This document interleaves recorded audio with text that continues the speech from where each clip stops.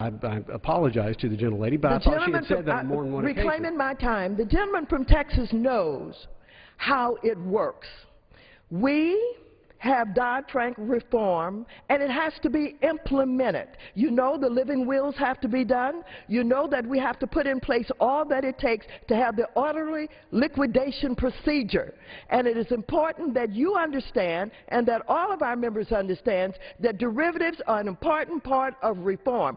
If we allow this bill that presumes that other countries are comparable to us in their regulatory regimes without even checking, without vetting, without asking any questions, without requiring anything, then we absolutely put our own country at risk, and we put at risk the American taxpayers who will have to bail out the major financial institutions if we allow you to pass a bill like this, presuming that they're okay, that these countries are okay. The other thing is, I know and understand now, I understand very well that if we allow this presumption to take place, then you'll just go to court and you'll argue that you have the presumption and you'll try and tie up the CFTC all over again. I reserve the balance of my time. Gentlelady's time is reserved. Gentleman from Texas?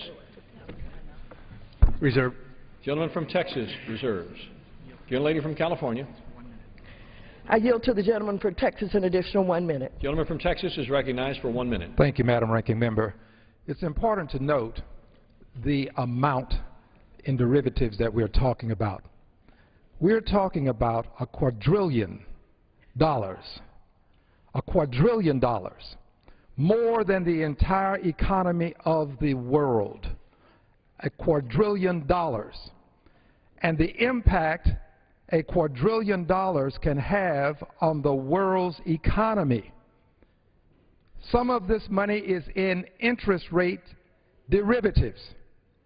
If there is a spike in interest rates, we're not sure what the ultimate impact on the world's economy will be. If I am wrong, everything will be all right. But if I'm right, everything will be all wrong, and it will be too late for us to take corrective action. Gentleman from Texas. Reserves. Gentlelady from California. Mr. Speaker and members, I'm very disappointed and worried that this bill has been brought to the floor under a closed rule.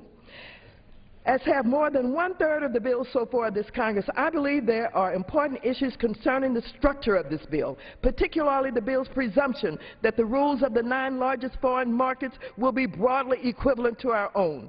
The bill will require the SEC and the CFTC to act in order to allow U.S. rules to apply to transactions, even though the risk of the transactions will ultimately be imported back to the United States. My amendment would have the reverse of this presumption, directing the SEC and CFTC to jointly consider the regulatory framework of these countries to provide appropriate exemptions when jurisdictions have derivatives rules that are truly broadly equivalent to our own. A closed rule prevents us from considering these issues. Why do they have a closed rule? Why do they try to hide this bill inside the DOD? They don't want this debate. They didn't want an opportunity for any amendments. They don't care that foreign countries would be determining our fate when they set up their regulatory regimes, which won't be comparable to ours. We owe it to the American people to do better than we have done. We have had the subprime meltdown. We have had the economic crisis. Why throw us back into that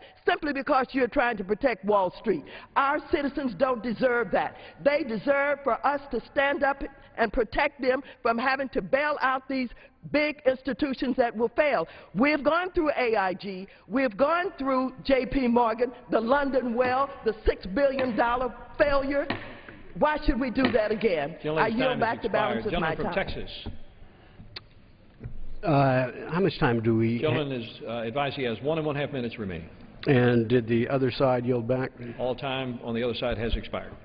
Mr. Speaker, in order to close for the bipartisan majority, I will yield the remainder of our time to the author of the bill, gentleman from New Jersey, Mr. Garrett. Gentleman from New Jersey is recognized. And again, I thank the gentleman from Texas and the bipartisan manner from Mr. Carney, Mr. Scott as well, working together to get this bill passed, and I am welcome to the debate that we were having here, but I do find it amazingly ironic that I have to come to the floor and stand here in the position of former member Barney Frank and defend Dodd-Frank to the allegations from the other side of the aisle, to this idea that there's some sort of an escape hatch here or a hole blown out or that we're outsourcing regulation, when in fact, if you read the legislation, you realize it does none of those things. Now, I understand that Dodd-Frank was a piece of legislation that was well over 2,000 pages, and maybe some who voted in favor of it did not understand the complexity of it and what was involved.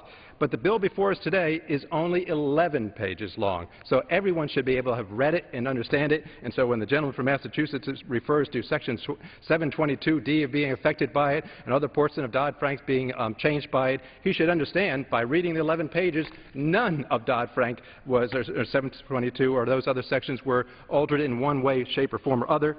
What was done was to install and enforce and carry out the will of Dodd-Frank in the area to make sure that the two regulatory agencies dealing with the respective areas here, the SEC and the CFTC, actually do what former Chairman Frank wanted Dodd-Frank to do, and that is to issue a rule that would be effective in their judgment for the betterment of the economy and for the regulated entities involved. And with that, I see my time is up. I encourage a yes vote on this legislation. All time for debate is expired. Pursuant to House Resolution 256, the previous question is ordered on the bill as amended. The question is on engrossment and third reading of the bill. Those in favor? Nice try.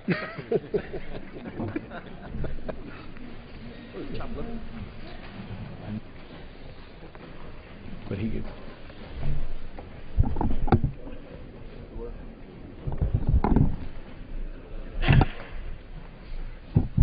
Who's going to?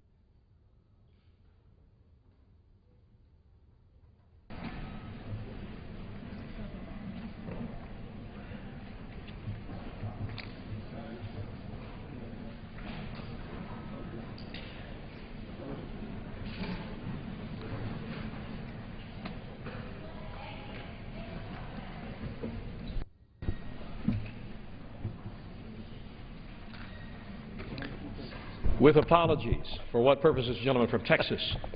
Rise. Mr. Speaker, I yield myself as much time as I may consume. Gentleman is recognized. Mr. Speaker, I rise today to urge my colleagues to pass H.R. 1256, the Swap Jurisdiction Certainty Act. Swaps are an important tool that our farmers, ranchers, and businesses rely on to hedge the risks of competing in a global marketplace. Yet later this month, guidance the CFTC issued could fundamentally disrupt these markets here at home and around the world unless Congress acts today. Last summer, the CFTC issued its proposed cross-border guidance to the marketplace for review and comment, explaining how it would regulate swaps entered into by foreign companies. What was produced was startling in its reach. The guidance declares that almost any swap entered into by anyone with any interest related to the United States falls under the jurisdiction of the CFTC and Dodd-Frank Act. As the chairman of the General Farm Commodities and Risk Management Committee, I held a hearing on this issue last December with Commissioners Summers and Chilton from the CFTC and regulators from the European Union and Japan. Each witness agreed that it was imperative that we get the cross-border application of Dodd-Frank correct and that the U.S. not try to police swap markets around the world. Respect for equivalent but not necessarily identical regulatory standards has been a cornerstone of international banking regulations for decades. The CFTC has rewritten the principles of international cooperation with this guidance, insisting that it alone can and should manage the global swaps market. Predictably, this has met with universal outcry from foreign governments and international regulators. But today's bill is about far more than just the pride of international regulators. If the CFTC's guidance stands and equivalence is no longer recognized, the global derivatives market can become regionalized as institutions and customers transact the majority of their businesses within their home jurisdictions. Such an outcome would concentrate specific risks in various economies and sectors of the world. Here at home, American end users who use swaps to manage everyday business risks may have fewer counterparties to work with. Fewer counterparties mean that there will be less competition and liquidity in the market, leading to higher costs for end users and a concentration of higher risks in the United States. Not only has the CFTC failed to cooperate with international regulators, it's failed to do so at home as well, leading the SEC to propose a separate rule governing the small slice of swap markets that it regulates. Today, there are two different sets of rules for when market participants are subject to U.S. law, depending on what instrument is being traded. The Swap Jurisdiction Certainty Act will end this mess. It first requires that the CFTC and the SEC cooperate on a single joint rule for the extraterritorial application of the Dodd-Frank regulations. Second, it requires that the CFTC and the SEC to recognize the competence of certain sophisticated foreign regulators unless they can both agree that the regulators have failed to produce equivalent requirements. For all the back and forth today, this is a simple, straightforward bill. In a nutshell, it requires the CFTC and the SEC to cooperate, both with each other and with the rest of the world, exactly what they should have been doing all along. I'd like to thank my counterpart on the Financial Services Committee, Mr. Garrett, for his work on bringing this legislation to the fore today. I would as well like to thank Ranking Member David Scott, who continues to be a thoughtful and productive partner on issues in the Ag Committee. And finally, I'd like to thank Chairman Frank Lucas, who never lets us forget that our constituents depend on these markets to manage their businesses and protect themselves in an uncertain world. With that, I urge swift passage of the legislation and reserve the balance of my time. Gentleman's time is reserved. Gentleman from Georgia. Thank you, Mr. Chairman. I yield myself such time as I may consume. Gentleman is recognized. Let me say at the outset that what has been clearly brought to our attention today is a great need for leadership. That's what this is about. Derivatives is here. The other side pointed out very magnificently, we're dealing with a $600 trillion piece of the world economy. It must have rules. It must have regulations.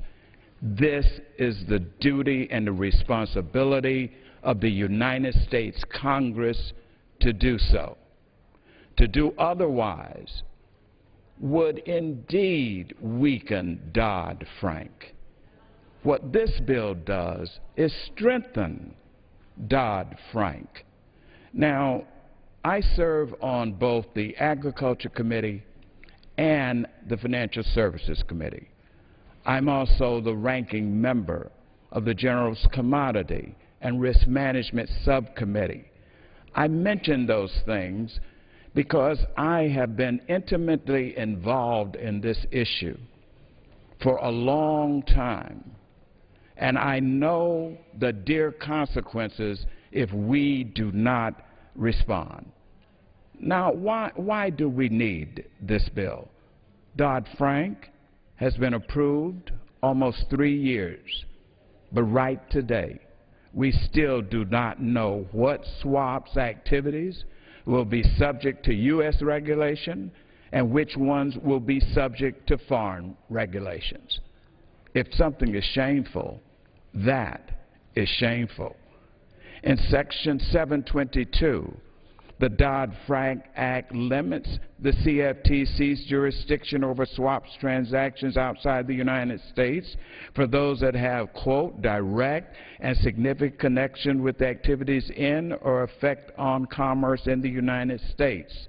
However, Section 722, the same section, limits the SEC's jurisdiction over security-backed swaps outside the United States as well. That brings confusion. What is the proper thing to do? Ask these two agencies to harmonize.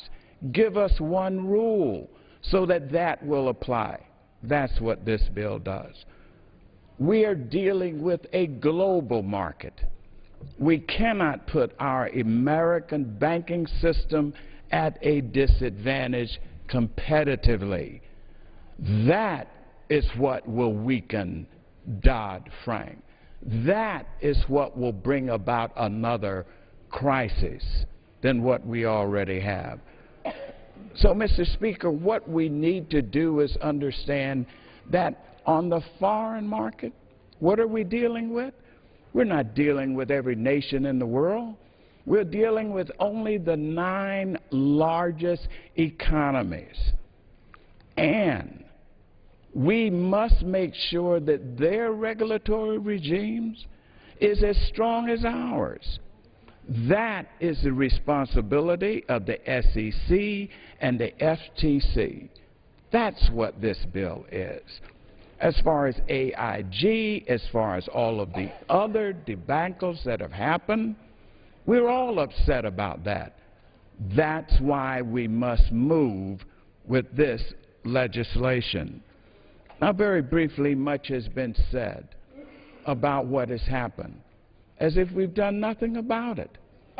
Mr. Speaker, we've put clearing in so that all swaps transactions must be cleared. Clearing of swap contracts will eliminate bilateral credit risk, and it transfers that risk to clearinghouses, which requires market participants to post margins, put up their own money. That's how you prevent another economic calamity. The margin requirements are there also for uncleared swaps. And the clearing rules and the margin rules taken together mean that all swap contracts will be fully secured by high-quality liquid assets, and this is what will prevent another scenario. And so I started what I said with what is desperately needed here: leadership.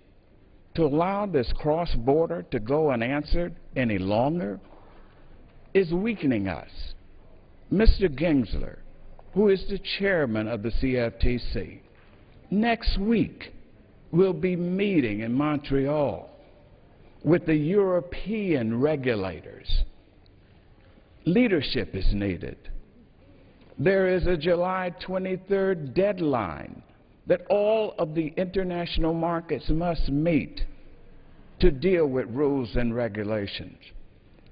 The wrong thing for us to do is not to pass this bill. And I assure my colleagues, my Democratic and Republican friends, I've gone through the safeguards we put in here.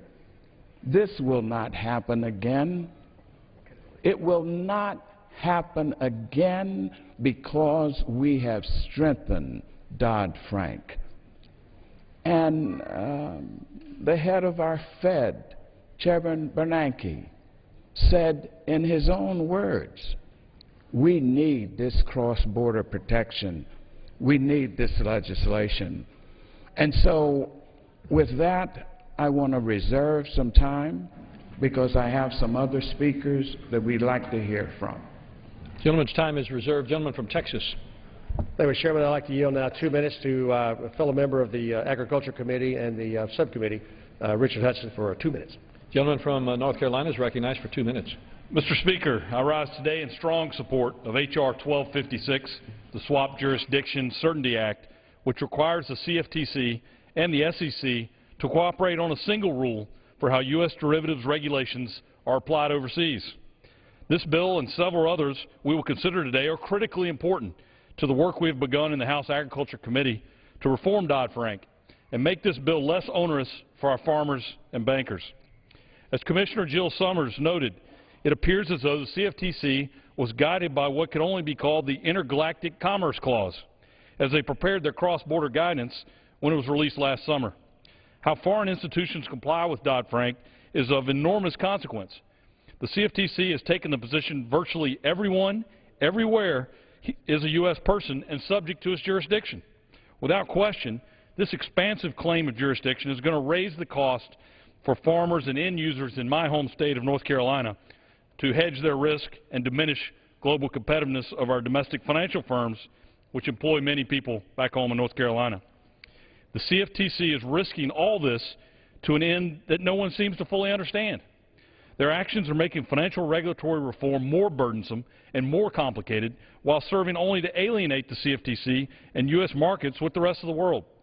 The Swaps Jurisdiction Certainty Act would force the CFTC to cooperate with the SEC on a single standard for cross-border application of swaps regulation.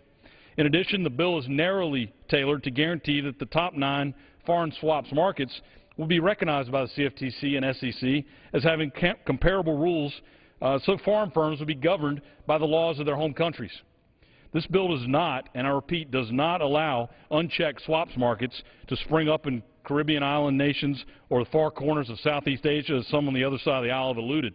Instead, it directs the CFTC to do what it should have done in the first place, to cooperate with its fellow regulators both down the street and around the world. I urge its adoption and yield back the balance of my time. Gentleman from Georgia. I yield 1.5 minutes to Mr. Carney from Delaware. Gentleman from Delaware is recognized for 1.5 minutes. Thank you, Mr. Speaker. I'd like to thank Mr. Scott for yielding time and for his leadership on this issue. I rise today in support of H.R. 1256. It will lead to stronger, more robust set of regulations for the derivatives market. And let me be clear, this is not an effort to roll back Title VII of Dodd-Frank or to weaken its reach overseas. In fact, its intent is to harmonize regulations for cross-border swap transactions, to eliminate confusion, and to prevent the establishment of two sets of rules in certain jurisdictions, which we know will leave us vulnerable to companies who would want to exploit those loopholes. In fact, this is a goal that our former chair and ranking member articulated well in a letter that he co-signed with Senator Tim Johnson to the regulators dated October 4, 2011, in which he says, U.S. regulators should work with other international regulators to seek broad harmonization of appropriately tough and effective standards. Should current harmonization efforts ultimately fail or prove a race to the bottom that would undermine effective regulation, the U.S. would, of course, reserve the right to proceed to extend the application of its standards to overseas operations. That's exactly what this bill does. It calls on the CFTC and the SEC to issue joint regulations in overseas markets. And in G8 plus Hong Kong and those markets where there are already rigorous regulations, the CFTC and to determine whether our regulations are strong enough, and if they are not, they can apply our regulations there. So this bill is a good bill to create one set of regulations around the world that will be strong and clear and consistent. Thank you. I yield back. It's expired. Gentleman from Texas. Mr. Speaker, requires how much time is left on both sides? Gentleman from Texas has 4.5 minutes remaining. The gentleman from Georgia has 2 minutes remaining. Mr. Speaker, I would yield 2 minutes of my time to Mr. Scott and, for his use. Gentleman is recognized for 2 minutes. Thank you very much. With that, I'd like to yield Mr. Murphy here? Yes. Yes, 1.5 minutes to Mr. Murphy. Thank you. Where's he from? Thank you, Mr. Speaker. From Florida. And gentleman is recognized for 1.5 minutes. Yes. Yeah. Thank you, Mr. Speaker, and I thank the gentleman from Georgia for yielding. I rise in support of H.R. 1256. Title VII of Dodd-Frank contains important structural reforms to the derivatives market so that complicated, unregulated financial instruments can never bring our economy to its knees again. However, no law is perfect, and we should look for ways to improve Wall Street reform to keep unintended consequences from trickling down to Main Street. The bill before us would put SEC and CFTC on the same page, giving American businesses the ability to compete with foreign companies on a level playing field. This would not destabilize the global financial system because the bill demands a broadly equivalent swaps regime as Title VII. The global derivatives market deserves smart regulations, not duplicative or conflicting requirements. I urge my colleagues to support this common-sense technical adjustment, and I yield the balance of my time. Gentleman yields back his time. Gentleman from Texas. Reserve. Gentleman reserves. Without objection, the gentleman from Georgia is advised that he has 3 minutes remaining. Thank you, Chairman. With that, I would like to yield 1.5 minutes to Ms. Moore from Wisconsin. Gentlelady from Wisconsin is recognized for 1.5 minutes.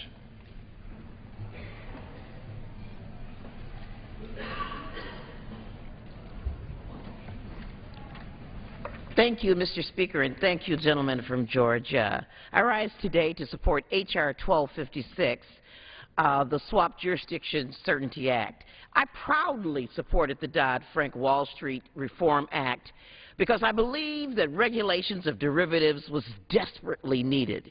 And today I stand here and to support this what is a very modest change, because I believe that the inability of the CFTC and the SEC to come together on a definition of U.S. persons is centrally important to an effective cross-border rules and regulations and rules of the road. Now, I did support the gentlelady from California's amendment for switching the presumption.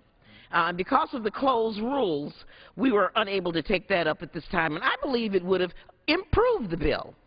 However, although this amendment was not adopted, I believe that the regulators will continue to have the authority to regulate any overseas swap transactions under U.S. rules if they conclude that it is appropriate.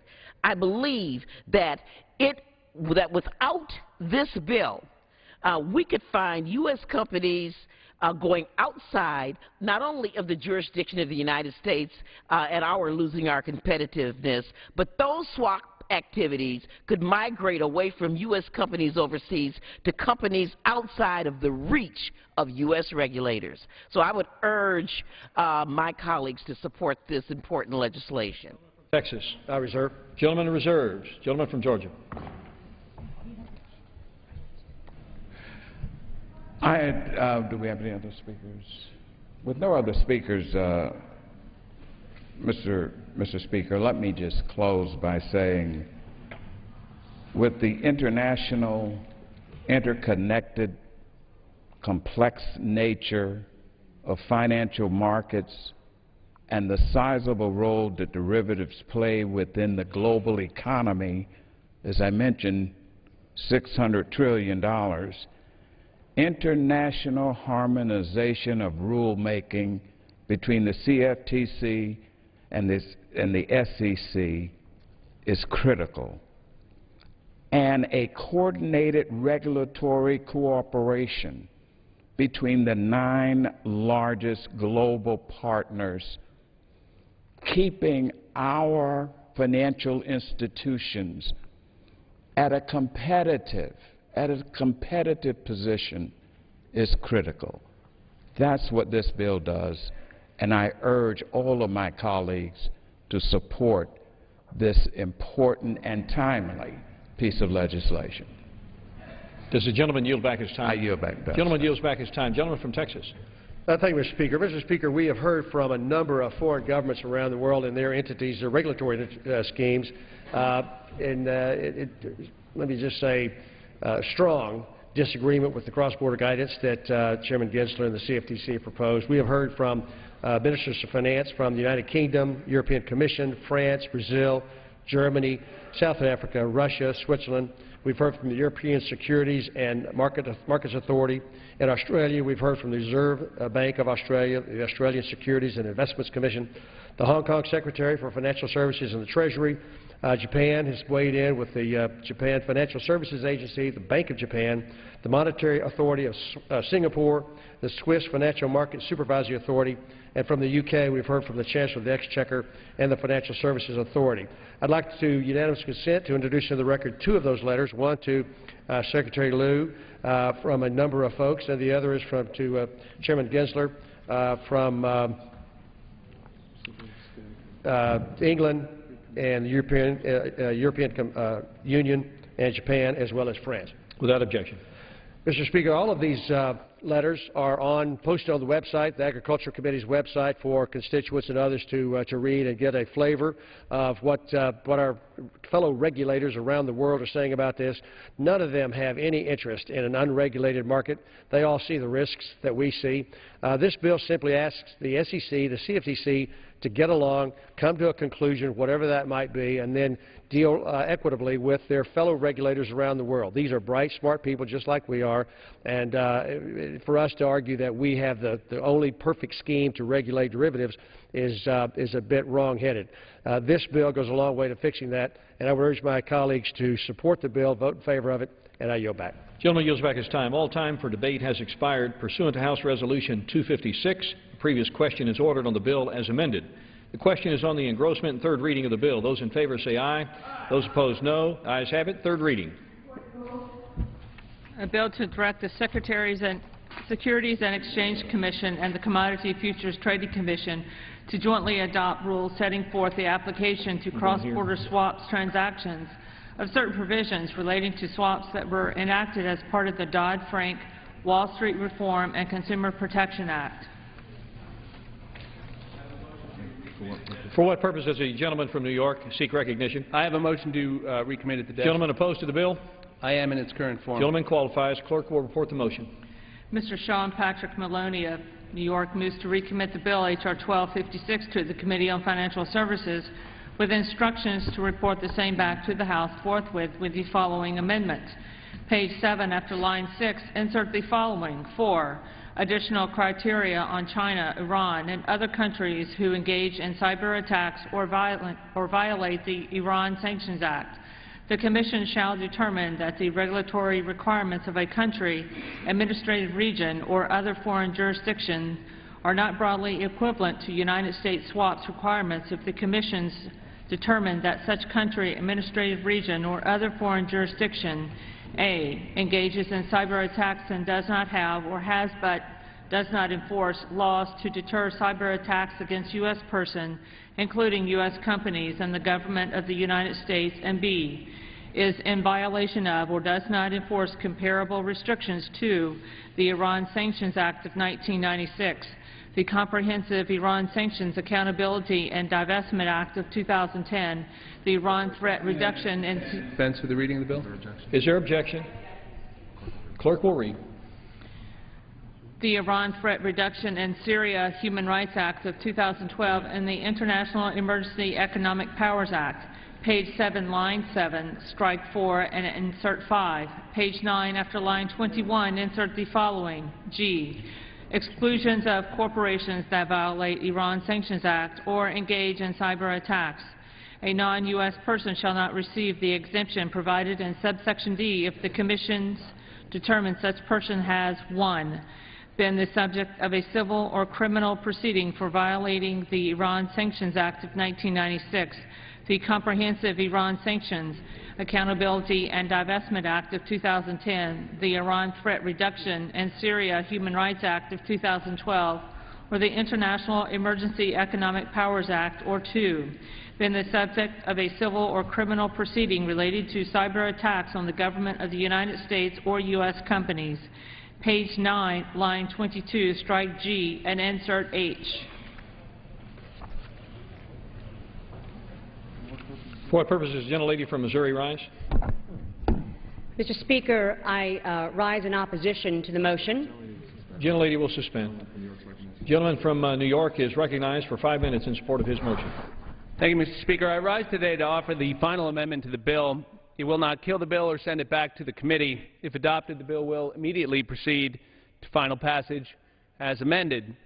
I rise to offer this motion to recommit because this bill, in its current form, misses an opportunity to do more, and we should not let that opportunity pass. The underlying legislation has the goal of extending reasonable accommodations to like-minded friends and allies around the globe. A stronger, better coordinated global regulatory framework is, of course, a goal that we all share. But my amendment is simple. It says that the accommodations we extend to our friends must not be extended to those who actively seek to harm the United States, our citizens, our allies, our corporations, by violating the Iran Sanctions Act or by engaging in cyber attacks against the United States. The dangers of a nuclear Iran are real. They are made even more real by actors who continue to bypass American and UN sanctions. Iran is an existential threat to our friend and our ally, Israel. Iran is a growing menace in the Middle East, arming both the Syrian regime and Hezbollah and undermining peace in Iraq. Iran is actively pursuing the development of a nuclear capability which we cannot allow. We cannot let countries or corporations who do not share our values reap the benefits of this bill. That's why my amendment would target countries and corporations and deny them the benefits of this bill if they violate the Iran Sanctions Act. We have very strong laws on the books blocking any violation of the Iran Sanctions Act, here or abroad, either by countries or corporations who don't share our values. That's a good thing, and in fact, the President just recently issued a new executive order further tightening these sanctions, particularly in the financial sector. That's why this final amendment is key to keeping this legislation aligned with these efforts, to keep Iran isolated from the international community, and to eliminate any new sources of funding to the Iranian regime. And so my amendment also targets countries that engage in cyber attacks against our country or our corporations. Countries like Iran and other countries such as China try to undermine the United States, our companies, our infrastructure, our systems every day, thousands of times a day. Cyber attacks result in a huge economic loss to our intellectual property to the tune of billions of dollars annually, not to mention the extreme danger to our national security, our banks, our infrastructure. My amendment doesn't allow transactions under this bill that would harm either the United States or Israel. We cannot and should not walk away from making this bill better, and I urge my colleagues to support my amendment. And I yield back. The gentleman yields back his time. For what purpose does the gentlelady from Missouri rise? Thank you, Mr. Speaker. I rise in opposition to the motion. The gentlelady is recognized for 5 minutes. Mr. Speaker, my friends on the other side of the aisle just refuse to face the fact that 3 years ago, with the passage of Dodd-Frank, they created some of the most complex and confusing rules our economy has ever seen. It is by no means a coincidence that the difficulties faced by farmers and small businesses and families in obtaining credit today is a direct result of Dodd-Frank's chilling effect on our capital markets. The bill that we are considering today has nothing to do with cyber attacks. While this is an important matter, this issue has nothing to do with cyber attacks. If it was so important, I'm wondering why it was not offered in either committee where we were fully debating this particular bill. Federal regulatory systems and the SEC, our system is broken, absolutely broken at the federal regulatory level. The SEC and the CFTC have promulgated two completely different regulations to govern cross-border swap transactions. The delay and disorder on this issue ends today. Mr. Speaker, disparate regulations governing the same behavior hinders the capital markets and hurts the economy. I am hopeful that a bipartisan vote on this legislation will send a strong signal to our regulators in Washington that finally, after 3 years, they need to come together for the good of economic growth and prosperity. I urge a no vote on the motion to recommit and a yes vote on H.R. 1256, and I yield back the balance of my time. Gentlelady yields back her time. Without objection, the previous question is ordered on the motion to recommit. Question is on the motion. All those in favor say aye. Those opposed, no. The noes have it. The motion is not agreed to. Gentleman from New York. Yeas and nays are requested. Those favoring a vote by the yeas and nays will rise. Sufficient number having risen, the yeas and nays are ordered. Members will record their votes by electronic device. Pursuant to Clause 8 and Clause 9 of Rule 20, this 15-minute vote on the motion to recommit will be followed by 5-minute votes on the question on passage of H.R. 1256, if ordered, and the motion to suspend the rules and pass H.R. 1038. This is a 15-minute vote. The House today has debated several bills that would change parts of the Dodd-Frank financial regulations law. In the past hour or so, they've finished up work on a bill that would direct regulators to issue rules regarding swap transactions between the U.S. and foreign countries. This is the Democratic motion to recommit, a last chance to change the bill before final passage, and that final passage vote is set for the next vote, a 3-vote series here on the House floor. Later today, the House will take up general debate on the defense bill, the fiscal year 2014 defense authorization bill.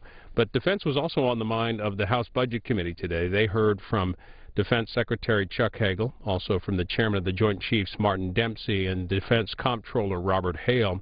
The Secretary said today that his recent decision to furlough Pentagon civilian workforce, part of it for 11 days, was made reluctantly, and they're only the result of sequestration cuts to the military's budget. We're going to show you part of that hearing from earlier today as much as we can in this 15-minute vote, beginning with Congressman Paul Ryan, who chairs the Budget Committee, and we'll start with his questions for Secretary Hagel. Secretary Hagel, last week the House passed the MILCON, the Military Construction Appropriations Bill, by a vote of 421 to 4. The administration then released a statement of administration policy saying that, quote, unless this bill passes the Congress in the context of an overall budget framework, meaning one that supports the President's plan to increase non-defense discretionary spending, the President's senior advisors would recommend a veto, unquote. We're meeting the number that was requested by the administration. Are you among the senior advisors recommending a veto on that bill? And then the second follow-up is, today the House is marking up the DOD appropriations bill, again, basically meeting the administration's number. Are you going to recommend a veto of that as well? First, Mr. Chairman, I have not been asked for my opinion on whether the President should veto the bill or not. As you know, responsibility is this department, and that's where I stay focused. If I'm asked for my thoughts on the overall budget, then I'll give them to him, but I have not been asked for those. But if Congress passes appropriation bills hitting the numbers you're asking for, it's a good idea that they'd be signed into law, wouldn't you agree? Well, the numbers that we've been asked for the Congress to give us, as you have noted, are our budget. But the President has to make a decision on the entire framework of the total budget. One more, or two more actually. 122 left. Okay, in April 2011, I recall the President putting out a speech where he mentioned the number that he was going to hit, 487, for the Pentagon. Then in January 2012, Secretary Panetta announced the strategy review to comport to that number. This year, the budget says we're going to go $120 billion lower than the number that General Dempsey and Secretary Panetta came here and testified for, and now you're engaging in the Strategic Choices and Management Review. It seems to me that we've got here a budget-driven strategy, not a strategy-driven budget. I don't know how one can conclude other than that. That's point number one. Point number two, do you have any reactions you can give us with respect to any of the findings that you've had from this review? What are the new things that you can do without jeopardizing this mission to meet that 120 number you've put out there that doesn't contradict what last year General Dempsey and Secretary Panetta said was the bottom line, bargain basement, lowest number we could get to? First, I have just testified and have been testifying to this fact the last 2 months that I support the President's FY 2014 budget, as do all the senior uniformed military leaders in the Department of Defense.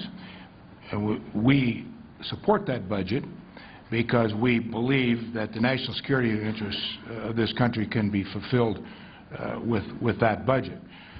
The Strategic Choices Management Review was not about the 2014 budget or reviewing that budget. That review was done based on sequestration, the reality of the numbers that we're dealing with, as I have just noted and this committee knows, not hope, not possibilities, not budgets, not theory, but reality, law. And what's the prospect, the possibility of sequestration continuing? Of course that, as I have said, that will affect our strategic interests, that will affect operations. So what that review was about, not questioning the President's budget, but was to prepare, if we must, the Pentagon to deal with this new reality of sequestration and these numbers so that we in fact can fulfill. It's not justification of 120, it's a review of what might come to pass if these things occur. That's right, because we can't turn this big ship around in a month or two, as you know. Well, since I'm going to be enforcing the time limits, I better live by them. I'll probably follow up with, I've got some Afghanistan questions I wanted to ask you in writing about metrics and violence, but Mr. Van Hollen. Thank you, Mr. Chairman. Thank all of you for your testimony. As a member of Congress who was one of the 426 who voted for the Military Construction and Veterans Appropriations Bill, I fully support the President's or the White House recommendation to veto the legislation if it's in the context of adopting the House Republican budget, because This chart shows exactly what the House Republican budget would do. If you see the green shaded items, the top one is defense, the other are other security-related parts of the budget. They would increase those parts of the budget relative to the middle line, which is the 2013 sequester. How did they do that in their budget? By cutting things dramatically in other parts of the budget. So that last bar, that's the funding for our kids' education, research at National Institutes of Health. They would cut that almost 20% below the sequester. So what the President is saying is, I want a budget plan and appropriation bills that meet all our needs. Yes, the defense appropriations bill, and the President's is actually a little higher than the defense bill coming out of the House. But he also understands we need to meet other important parts of our national requirements. And interestingly, the way to resolve this issue, Mr. Secretary, is for us to go to conference so we can resolve these, come to a negotiated settlement, which is why even Senator McCain has said that the refusal of our Republican colleagues to go to conference is, quote, insane and, quote, incomprehensible. And he's not alone. I know a lot of our colleagues here wonder why, after all these years of complaining the Senate didn't have a budget, that they refused to go to conference. So if we went to conference, we could actually resolve some of these issues, and then we could come together on a common plan for the country that funds our security requirements and funds our kids' education. And so I would suggest that we get on with that right away. Let's go to conference. I have a question about OCO. Because as I look at even the fiscal year 2014 OCO requests, I actually see some items in there that I think are more associated with sort of peacetime defense than wartime defense. For example, there's some peacetime flying costs, as was testified to by the Chief of the Air Force, General Welsh. So I understand the desire as we reduce our footprint in Afghanistan to try to provide flexibility, but we should not be doing that by putting in the OCO account things that really should be in the basics account. My question relates to the OCO request from all of you and from the President of the United States, the Commander-in-Chief. And he has put forward a request in his budget. The House Republican budget exceeds that President's request by $5 billion. And my question to you is, does the administration's request reflect what you believe is necessary for our overseas wartime operations and for OCO account operations? Well, what I believe, in consultation with our military leaders, that the budget that we presented, the President's budget, $526 billion baseline, $79 billion OCO, is the sufficient budget to carry out our strategic interests. And that's the budget that we have been testifying to. We've been explaining. We've been going into great detail as to why we believe what we believe. General Dempsey, if I could just, on the record, does the OCO request that was made, in your judgment, satisfy our military requirements for OCO? Yeah, it does, but this year's request proved inadequate to the task. I mean, we have to have some understanding of trying to predict the future 2 years out. But just to... But yes, the submission... 2014 yes, request, in your best judgment, yes, reflects the needs. Yes. And as you know, the President's budget came 3 months late, so we had to put our own number up without their guidance. Mr. Price. Thank you. Before that chart goes down, I would just point out to the members that those bottom 4 bars, all of them are significantly higher domestic discretionary spending than they were 06-08 levels. So we've got a ways to go. I got a lot of questions, Mr. Secretary. I want to welcome you and the General, and I hope I get to some numbers. But I want to talk very briefly about the issue of Syria. I would suggest to you that our whole strategy of leading from behind is not working there. The Russians continue to support President Assad, and Russia has reiterated its intent to provide an S-300 air defense system to Syria. What would the U.S. do if Russia provides the S-300 to Syria? Okay. Congressman, the President has asked the Department of Defense for be prepared for all options and contingencies that he may choose in dealing with so what's his our plan options to mitigate that threat? Well, we have contingency plans and options that I don't want to discuss in an open hearing, but the efforts that are ongoing to try to stop the violence and contain it from not allowing it to get into a regional conflict, which is already spilling over into the borders, as you know, of Israel and Jordan and Iraq, and working with the Russians, working with others, working with our allies. I was in Belgium last week, met with NATO ministers of defense, with the British, with the French, work with our partners on this. Encourage you, Mr. Secretary, to make certain that we're mitigating the threat to Israel significantly. And I want to move on because I've got a short amount of time. The Senate Democratic budget that's been touted here, and we're interested in going to conference. We need to set some parameters before we get there. Otherwise, it's just a free-for-all that doesn't accomplish anything. But the Senate Democratic budget provides no funding for OCO or GWAT after FY 2015. Do you anticipate that there are going to be any U.S. troops in Afghanistan after 2015? Well, the President has made it very clear that we are transitioning out of a lead combat role in Afghanistan to a post-2014 role. Will there be we will have a presence in Afghanistan. He has said that. That's his policy. So the fact of the matter is the Senate Democratic budget doesn't take into account the President's own policy as it relates to Afghanistan. I don't speak for the Senate Democrats. But if they don't have any money, then there's no money to support the troops that the President proposes to be there. We haven't submitted a budget request for 2015. We will, or any other out years. We've not requested the funding. GAO has provided information that states that the assessment by the Department of Defense on the appropriate mix of military and civilian personnel has yet to be done adequately. Are you planning on moving forward with that review and recommendation? What review are you referring to? The GAO, Government Accountability Office. But I'm not certain what you mean by the adequate mix of civilians. Their contention is that there hasn't been an accurate assessment of the appropriate mix of military and civilian personnel capabilities in your strategic workforce plan. Is that going to be included? Well, we assess that all the time. The review of mix and balance, and its skills, its people who understand the jobs. There's always that factor that plays out in everything we do to carry out all of our strategic interests and our operations. Thank you. Thank you, Mr. Chairman. Mr. Yarmouth. Thank you, Mr. Chairman. Mr. Secretary, General Dempsey, welcome. Thank you for your testimony. I think many of us would agree that sequestration is a terrible policy and that we are all suffering to a certain extent the consequences of that.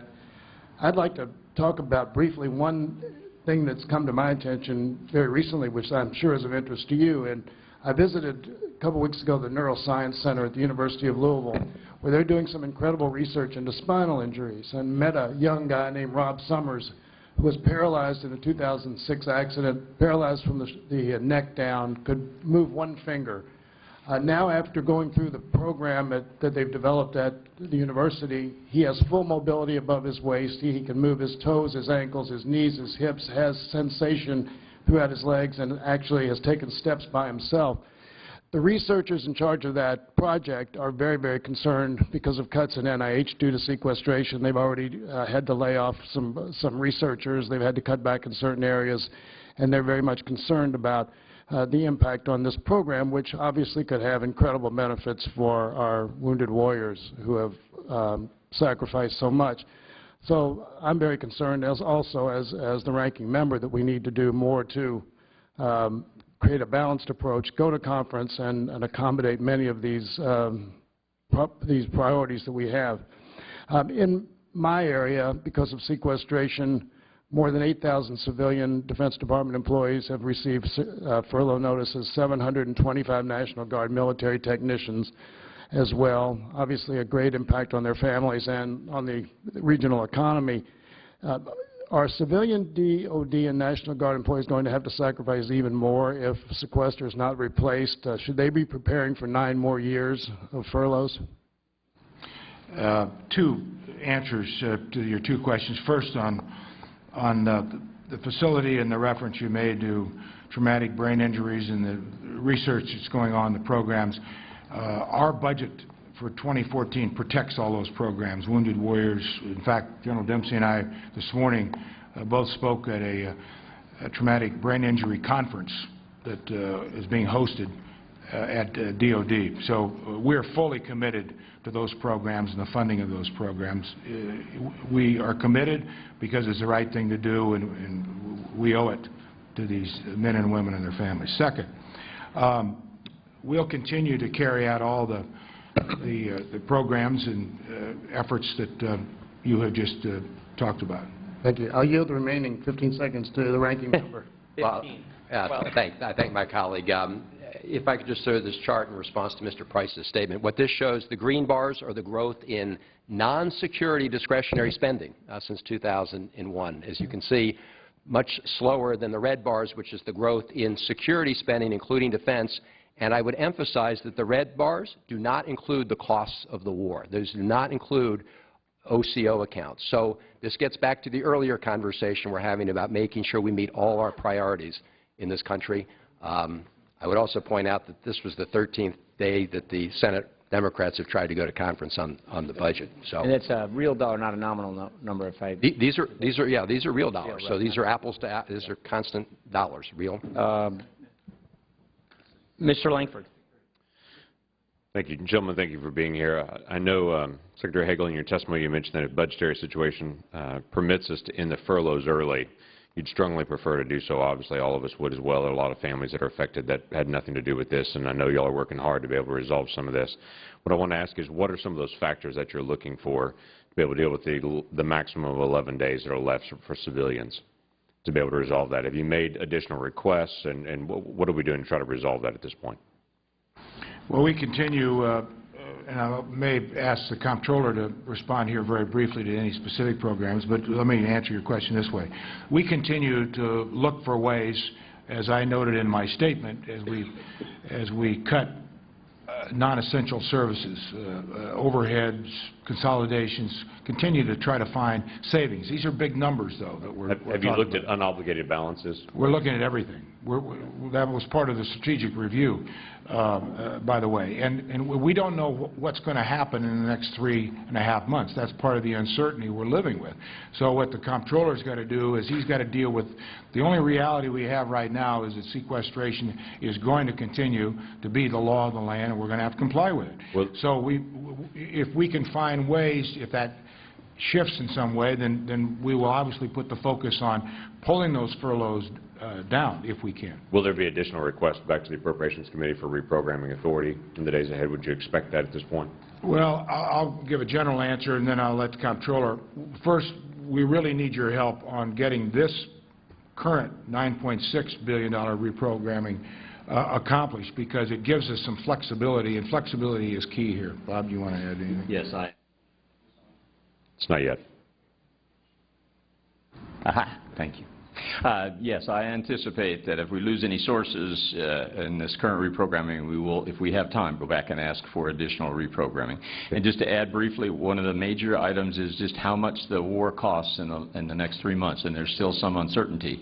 If we can find a way to minimize those, I think we'll have a better chance of ending furloughs early, and I certainly hope to. Terrific. I would also request of you, as much as possible, I know it's not all possible, especially with the speed of what's happening, to allow local bases and posts to be able to make decisions about how that's implemented, rather than a top-down model that comes to them, but allow those local leadership and the people and the civilians that are working there to find the efficiencies. I want to ask one question as well. Last year, Secretary Panetta, when he was here, we talked about the reductions planned over the next 5 years. There's a 120,000 uniform personnel reduction, but there was only a 15,000 reduction over the next 5 years in the civilian workforce.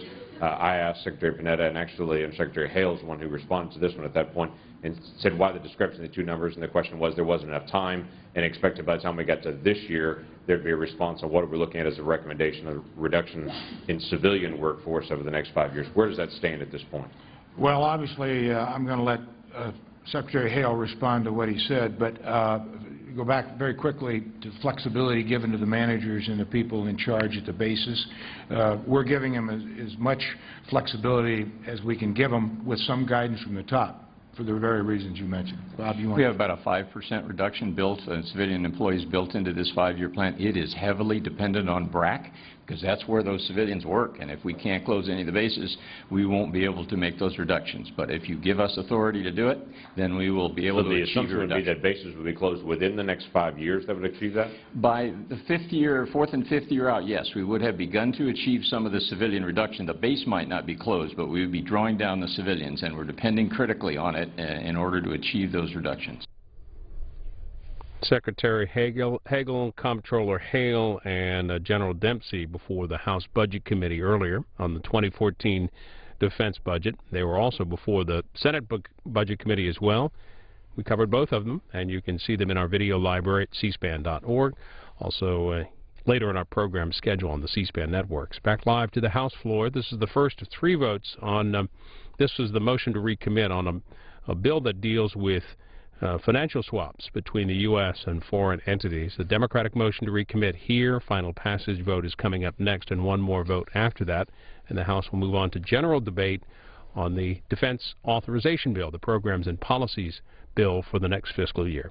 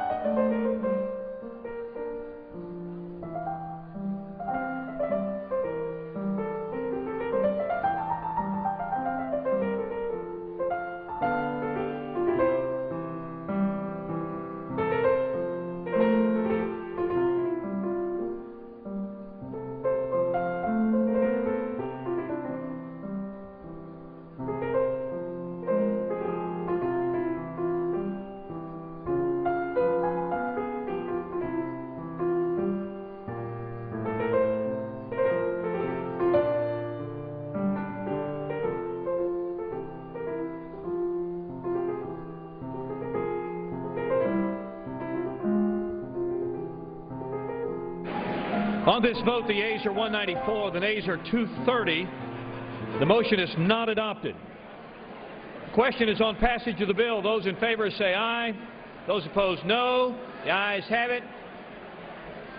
Gentlelady from California. Request a recorded vote. Recorded vote is requested. Those favoring a recorded vote will rise. Sufficient number having risen, a recorded vote is ordered. Members will record their votes by electronic device. This is a 5-minute vote.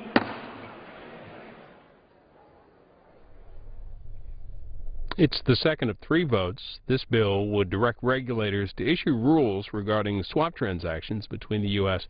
and foreign entities. 5-minute vote. One more 5-minute vote will follow, and then general debate on the fiscal